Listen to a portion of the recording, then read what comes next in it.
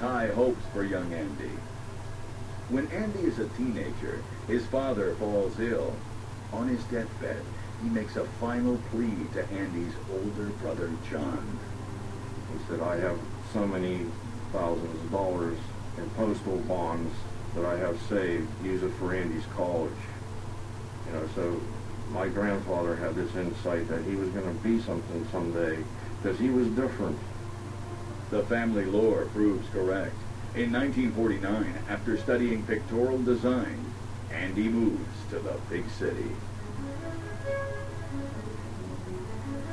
It's very impressive to me the way Andy went with, I believe, $500 in 1949 to New York. A degree from Carnegie Tech, and the rest, like they say, is history.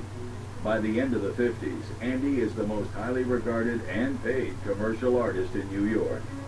You know, got contracts with, I believe, the New Yorker magazine and Izzy Miller shoe store, and began to rise up the ladder of success. Andy draws for Glamour, Vogue, 17, and Harper's Bazaar. He does album covers for Columbia Records.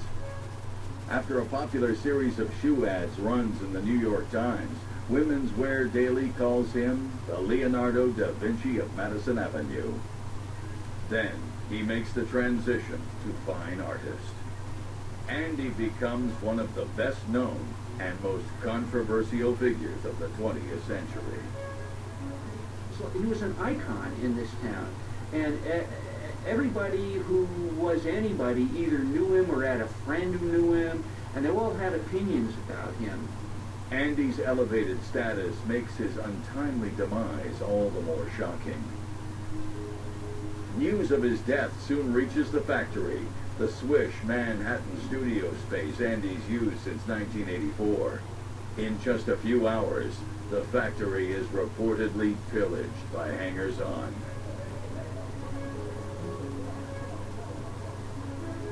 I wouldn't say there's thousands, but there was at least hundreds of people who claimed that they knew him at some point or another, and he had promised them a teacup, and they were there to get it.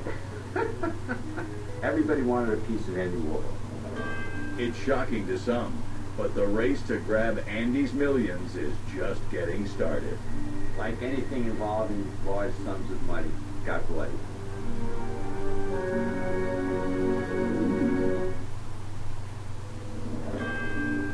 Andy Warhol is dead at 58, one of the most recognized and controversial figures in contemporary art. In Andy's